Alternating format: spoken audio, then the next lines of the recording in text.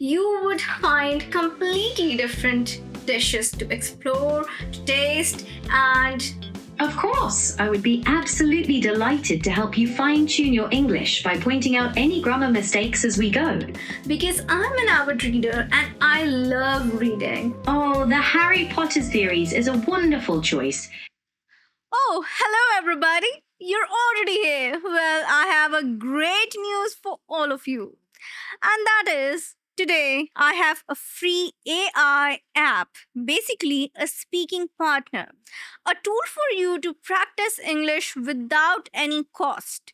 This is a free AI app that is available to you all the time, 24 into 7. You can access it from anywhere, anytime, and you can practice your English. Now, today I'm going to tell you the speaking feature, particularly how to use the speaking feature of this app. Are you really excited to know how to talk to this AI partner and make it a real conversation? It can be a real conversation practice, and you don't have to pay even a single penny. As you can see on your screens, simply type Gemini. And yes, here it is. You need to open the app. Once you open the app, you'll get a screen like this. And here, when you go to the lower corner over here, you can see the feature of Go Live. Now, this is the feature that you need to use for unlimited talk time. You get the unlimited talk time on Gemini. Believe me, yes, you do.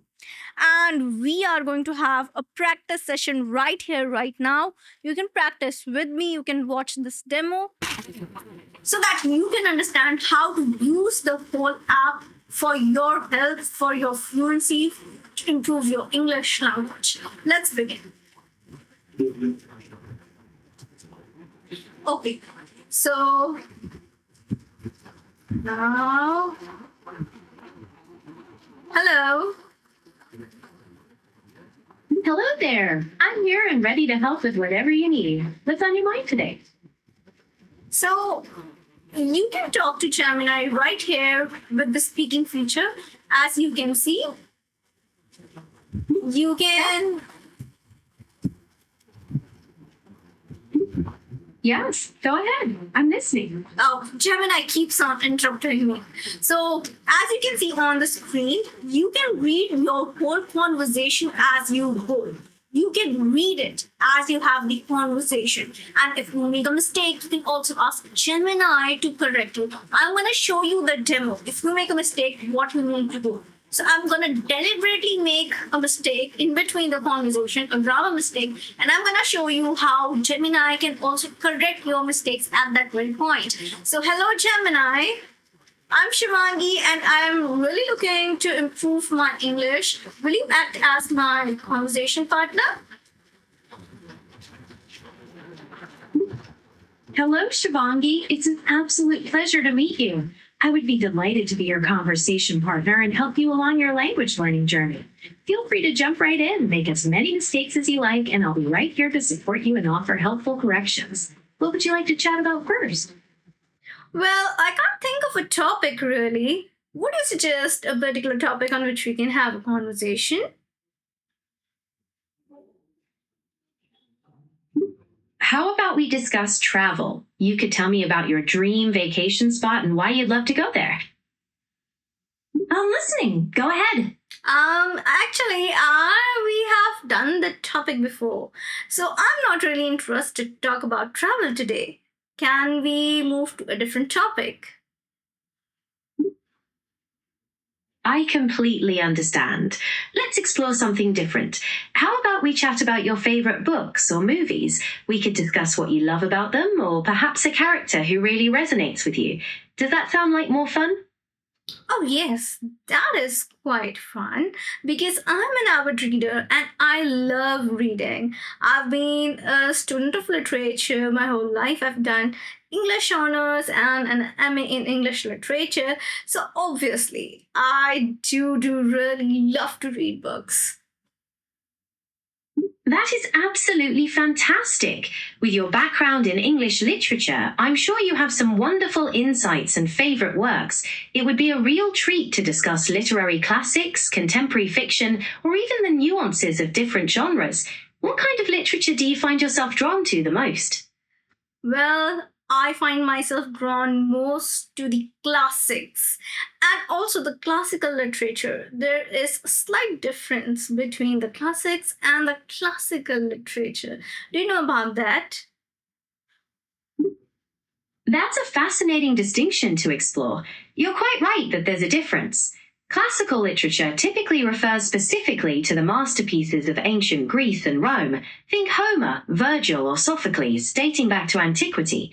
On the other hand, the term classics is much broader, encompassing any work of literature from any period that is endured over time and is considered of lasting value and universal appeal. So while all classical literature is considered a classic, not all classics are classical literature. Which of these two areas do you find more compelling to study? I have to say, excellent explanation there, Gemini. You're absolutely correct. All classical literature, all pieces of classical literature are considered to be classics, but not all classics are classical literature because a lot of classics are written in the medieval time, in the Renaissance, in the period of, you can say, industrialization, the Romantics, they are also considered as classics. But all of these are not considered as ancient literature, and only the ancient Roman and Greek literature and some ancient literature pieces around the world are considered to be classical literature. Thank you so much for that brilliant expansion, Shivangi. You've captured the essence of that distinction perfectly. It really shows how the scope of classical is tightly bound to a specific historical era and culture, while classics is a much more inclusive category, celebrating literary milestones from countless different periods and movements. Considering your profound appreciation for these distinct periods, do you have a particular favorite era or movement, like the Romantics or the Victorians, that you find yourself returning to most often? Well, as you pointed out, the Romantics or the Victorians, it's a completely dilemma. It's a completely confusing choice to make. I'm in a dilemma which one to choose more. Always, when I choose to read something, I either prefer Victorian or a romantic. But the thing is that I do love more the romantic authors because their love for nature, the way they describe nature, the way they describe the effect of industrialization on nature, on the life of people, the common people, the way they are describing everything, how nature is withering away, or how nature has its strength, its beauty. That is what always draws me to the romantic literature, specifically the poems. That passion for the Romantics is absolutely captivating. You've pinpointed exactly what makes their poetry so enduring, that deep reverence for the natural world and the poignant way they explored the tension between human creations like industrialization and the enduring power of the wild. When you read their verse, do you find yourself drawn to the sublime, solitary walks of Wordsworth, or perhaps the mystical, visionary realms of Coleridge? That visionary quality is truly unique. Do you have a favorite poem of his? Perhaps something like Kubla Khan or the Rime of the Ancient Mariner? Well, the Rime of the Ancient Mariner is actually my favorite poem by Coleridge. But the thing is that I also love all the poems by Wordsworth because the depiction of nature by Wordsworth cannot be beaten by any other poet around the world, from any era or from any part of the world. Believe me, that's the best.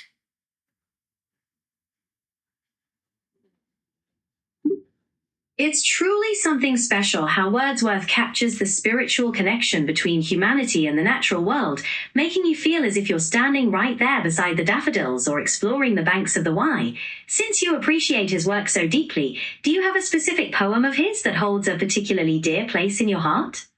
Well, there are many poems that I do love by Wordsworth, but let's move on to something that might interest my viewers, my listeners, More. Probably something that is contemporary. Some contemporary books, some contemporary literature. Specifically, I actually love to read children's literature too because of my connection to education and all that. All of these kinds of literature, pieces of fiction, they are dear to me because I have been in contact with them a lot. And I've used them a lot to teach language and literature both to my students. So, something that I truly love is Harry Potter.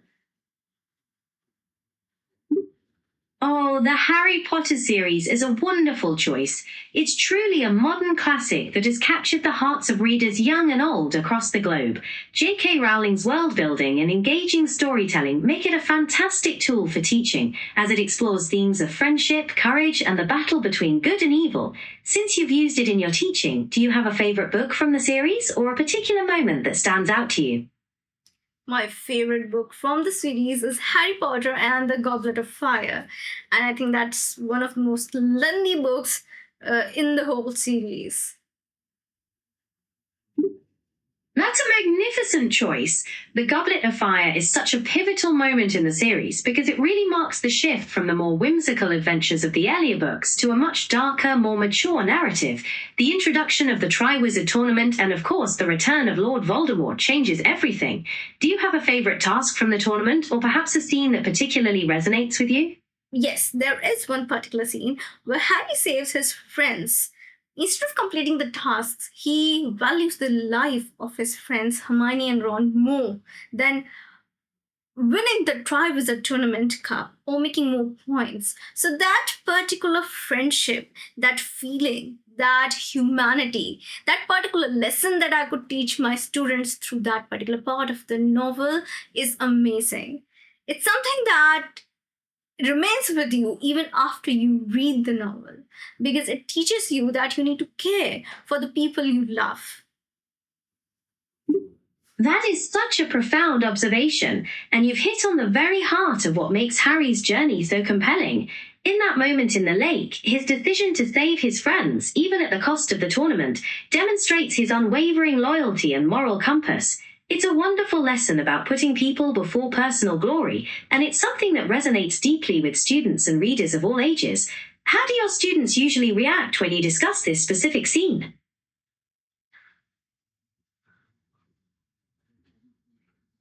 Well, my students actually reacted in quite a sensation of awe. They were they were all taken by the Harry's decision. They all supported and they got inspired by it. They were really happy that Harry chose to save his friends because even they thought that it was a better decision to take. And Harry became a favorite character. Harry became the real protagonist of the whole series after that particular decision, more in the eyes of my students. It's absolutely beautiful how that scene translates so perfectly into life lessons for your students. It proves that the magic of fiction isn't just about spells and monsters, but about the enduring power of love, sacrifice, and empathy. It sounds like you've created a really rich learning environment where these stories can truly resonate. Is there another children's book or piece of literature you love using to spark such meaningful discussions? Okay, so here I'm gonna stop Gemini for a second. I've paused the listening as you can see because now I'm gonna make some deliberate mistakes while speaking English, and I'm gonna also ask Gemini to correct them. So I'm gonna make some deliberate grammar mistakes here and there, okay? And let's see if Gemini can correct them or not on the spot while we're having the conversation. Let's check it. Oh, I would love to answer your question, Gemini, but I would also like to ask you to correct any mistakes that I make while answering this particular question. I want you to correct any kind of grammar mistakes that I would make. Are you up for that? Of course, I would be absolutely delighted to help you fine tune your English by pointing out any grammar mistakes as we go. It's a wonderful way to learn. I'm all ears. What's the next topic you'd like to dive into? Okay, so the next topic that I would like to dive into probably it could be favorite cuisine or maybe anything else. What would you suggest? Let's talk about favorite cuisines. Exploring different food cultures is a fantastic way to discover new tastes and flavors, and everyone has a story or a favorite dish connected to their heritage or travels. What is yours? Talking about my favorite cuisine, I would say that I love all type of cuisines, a lot of type of cuisines to be precise, and obviously my favorite is to the country I belong to, and that is India. So Indian cuisine is my favorite cuisine. But if I have to tell you about a particular cuisine from India, it's going to be really difficult because we have very different cuisines. It's a multi cuisine country, a multicultural country with different types of cuisines. So in North India, you'll get something different to eat. In South India, you'll get a totally different varieties of dishes to try on. And if you go to other parts of India, the eastern, the western, the northeastern, you'll get a whole lot of platter to explore. And as you change your region, you change the taste, you change the ingredients, you change the whole lot of range of dishes to try. So it's a place full of wonderful flavors, tastes, culture, love, and food. India truly has an incredible culinary landscape. Your description of the multicultural nature of Indian food is spot on, as each region has distinct flavors, techniques, and ingredients that make it such an exciting culinary journey. For your grammar, instead of saying all type of cuisines, you could say all types of cuisines. Have you explored many regional dishes outside of your own area? Okay, so that was a particular deliberate mistake I made here. All type of cuisines. So it's gonna be all types of cuisines because we are not just talking about one cuisine, just one cuisine. Like I told you, I'm gonna make one deliberate grammar mistake over here. So it's that. So types of cuisines because cuisines here is plural. We are not talking about one singular cuisine. We're talking about cuisines. It's in the plural form. That is why types would also be in the plural form. Let's see if Gemini can tell me the very root cause of the mistake. Why is this a mistake over here? Because it has told me the mistake, but it hasn't told me where I made this mistake or how to correct it. And why is it a mistake? The reason behind it, the grammar, the structural grammar behind it. So let's see if Gemini is able to tell us that. That means spot on. You can correct your mistakes with Gemini because you're going to get the reason and the grammar behind it too. Let's see. Okay, Gemini, you have told me about the mistake, but you haven't told me about when did I make this particular mistake and why is this a mistake? What is the grammar working behind this mistake? Can you explain it to me? You made that mistake right at the start of your last response when you said, I love all type of cuisines. The issue is with the phrase all type. All is a quantifier that signifies more than one, so it needs to be followed by a plural noun. That's why it should be all types of cuisines. Does that make sense? Oh, yes, absolutely. Thank you. Like I told you, it is plural noun over here. So all types of cuisines. We are talking about a lot of cuisines over here. So all types of cuisines. So it did tell us what is the mistake, where did we make it. It told us everything right there. So all means different types of, a lot of things, right? Plural, more quantity, not singular. And it did tell us that yes, that is the particular mistake. So you can correct all of your mistakes with Gemini. Now, what you need to do. So whenever you're having a conversation with Gemini, there's a pro tip that I'm giving to you. You can ask Gemini to correct it after every question. And you can keep a notebook with you. You can make a note of it because otherwise, listening to all those mistakes, so many mistakes in between, can be confusing. So what you can do is you can ask Gemini to correct your answer after a particular question that you've answered, or you can just dictate Gemini to correct all the mistakes at one single point after ending the conversation. So that would not break the flow of your conversation, and you can also improve your English, improve your grammar mistakes as you go and talk to Gemini. That's a great way to improve your English and talk to this particular AI speaking partner. Well, it has unlimited talking time and I can even talk more with Gemini, but I'm gonna end the conversation over here. So, Gemini, that's it. That's it for today. And thank you so much for acting as a conversation partner. Thank you for correcting the mistakes, and thank you for being a valuable English learning partner for today. You're very welcome. I've really enjoyed chatting with you today and helping you practice your English. You have some fantastic insights, and it's been a pleasure to work together. Whenever you're ready to practice again, just let me know. Have a wonderful day. Thank you so much. That's it. So You are most welcome. I'm glad I could be helpful. Have a fantastic rest of your day and take care. So you have to just cross it over from me, and that's it. The conversation would end. So this is how you can talk to Gemini, and like I said, you get unlimited talk time. It's like you're on a call. So you can use this feature not only from a laptop, but from a mobile phone, from a tablet, from any device that you like. So easily you can access it through Gemini app on your smartphones, and through that you can talk to Gemini, have a conversation in English, practice your English. If you're making some kind of mistakes, you can learn about them, correct your English, improve your English anytime, anywhere. You got 10 minutes during your lunchtime. You can just go in a corner and practice your English.